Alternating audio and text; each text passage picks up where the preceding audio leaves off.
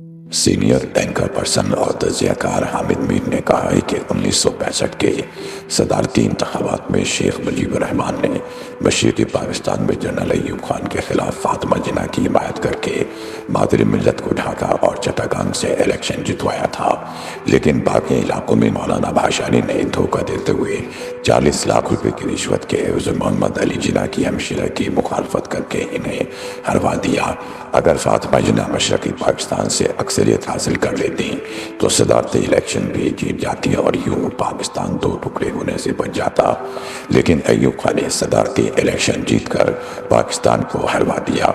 इस जुर्म में पाकिस्तान की सिविल और मिलिट्री ब्यूरोक्रेसी के सबसे बड़े सहूलतकार मौलाना भाषानी थे, जिन्होंने कौम की माँ को बेच दिया। जो कौम अपनी माँ को बेच दे वो कभी खैर नहीं पाती। इसलिए माजी के इस संगीन जुर्म पर आज हमें मिलकर अल्लाह ताला से इज्तिमाई माफ़ी मांगने की ज़रूरत है। अपनी ताज़ा तहरीर में हामिद मीर कहते हैं कि माँ की दुआ को जन्नत की हवा कहा जाता है। अगर कोई अपने छोटे से फ़ायदे के लिए अपनी माँ को बेच दे तो इसका क्या अंजाम होगा। बुजुर्गों से सुना था कि जैसा करोगे वैसा भरोगे, लेकिन इन बुजुर्गों ने कौम की माँ को बेच दिया और फिर जो हुआ वो सबके सामने है। पाकिस्तान आज जिन हालात से दो चार है इसकी बहुत सी सियासी और माशी वजूहात हैं, लेकिन एक बहुत बड़ी वजह का जिक्र नहीं किया जाता जो दरअसल एक इखलाकी जुर्म था, जिसमें एक नहीं बहुत से इदारे और जमातें मुलविस थीं।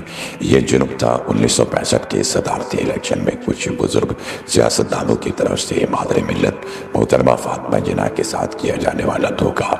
ये धोखा मादर फौशी के ज़ुमरे में आता है।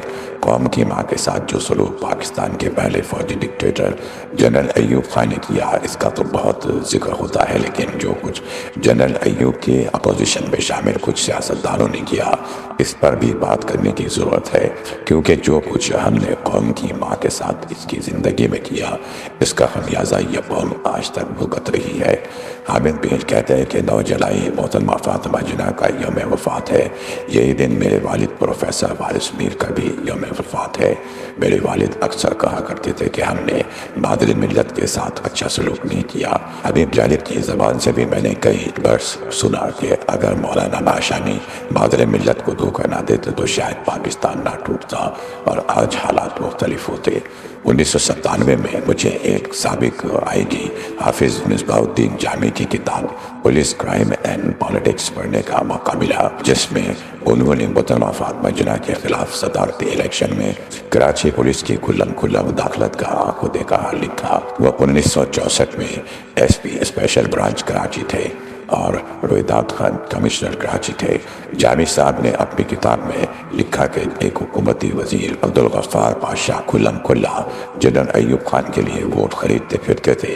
इस इलेक्शन में मगरबी और मशरक़ी पाकिस्तान से 80,000 कौंसलरों ने हिस्सा लिया था और तमाम सरकारी इदारे धौंस और धांधली से इन कौंसलरों से अय्यूब खान की हिमायत हासिल कर रहे थे। जामी साहब की किताब के बाद मैंने मज़ीद मवाद तलाश किया। खान अब्दुल वली खान, नवाबजादा नसरुल्लाह खान और गौस बख्श जिन्हों ने बहुत सी मालूमात दी। सबसे ज़्यादा मालूमात सुरैया के H खुर्शीद के पास थी, जो कई साल मादर मिल्लत की प्राइवेट सेक्रेटरी रही और कराची में उनके साथ ही रहती थी, लेकिन वो बहुत मोहतात गुफ्तगू करती थी। उनकी किताब यादों की कहकशा मादर मिल्लत के मुतालिक मालूमात का एक ख़जाना है। उनके खाविंद के H खुर्शीद का ताल्लुक श्रीनगर से था और